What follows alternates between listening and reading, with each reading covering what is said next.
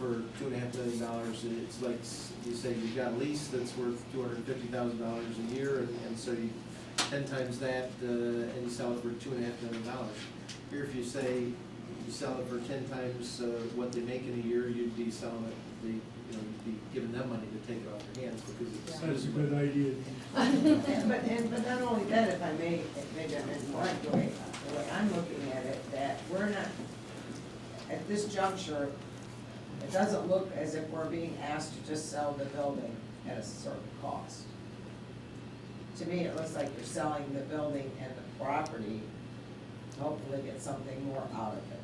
The tax base, more people coming, jobs, and I'm not saying that's good or bad, I'm just stating that's what it looks like, not just if someone came out and gave X amount of dollars for that building, or if they came out and gave a proposal of that type, not a proposal, of course, isn't 100% sure. So I'm not saying it is, but I mean, so I don't think we're just selling a building. I think if we did, I mean, I think we're being asked to do more than that. I mean, I think it encompasses more than that. Quite honest, Jackie, And that's, it's just my opinion. I mean, as it part doesn't of mean this it's right. sale, what we're buying is a business plan without a business plan.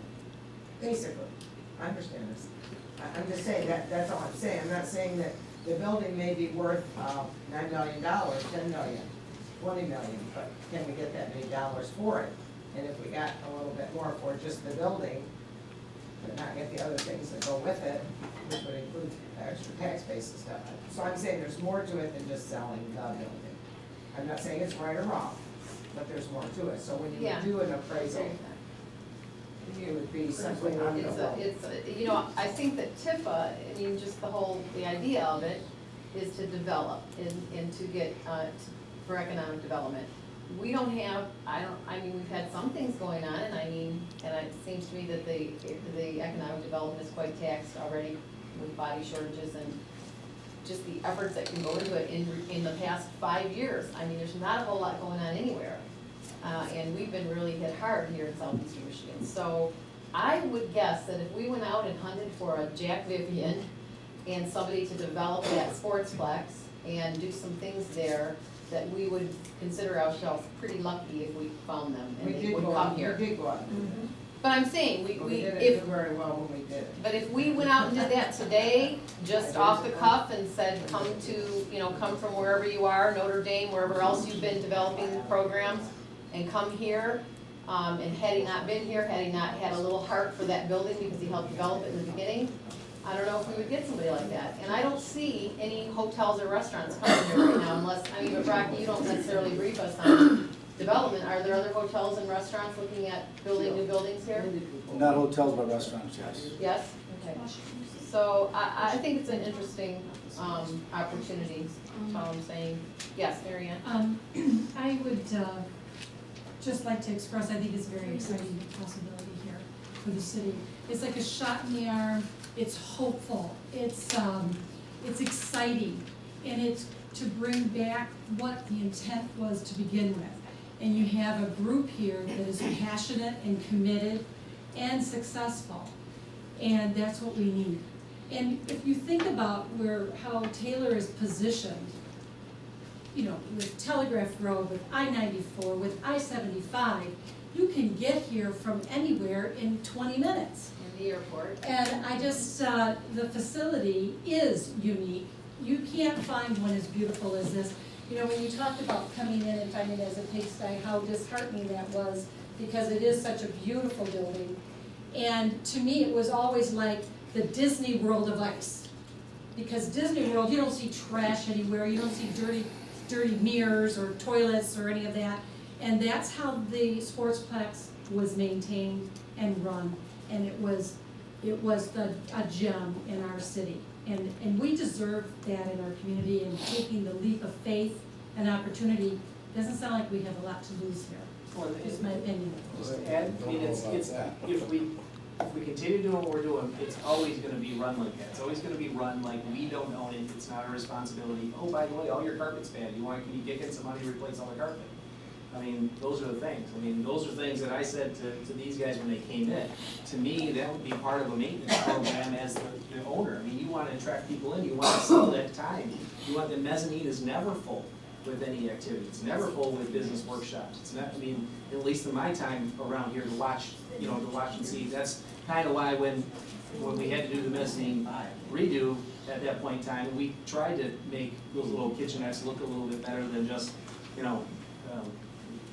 stale or cold kind of appearance, so that if people want to use it. So I think one of the first things when they came through was like, this should be gone. But I mean, that's, I think what they're sitting on right now is what's the long-term investment for us, because, that is capital money, and, we've waived the 4 months on that. We have gotten the first month rent check, and in here we've suggested if we agree to this, that we, set it aside and escrow it until the point in time that they close. And if they close, then they keep it because it's going towards improvements to the facility. If they don't, then we go back, and we've obviously got to go to the drawing board and come up with some type of lease agreement, or try to figure out how the city's gonna move forward next time on those things. So, I mean, it is, and those are things, but we're gonna continue to get back something that isn't what we bargained for. I mean, it's a lot of the reason why, Jeff and I met with people regarding the golf courses, and they were pitching the idea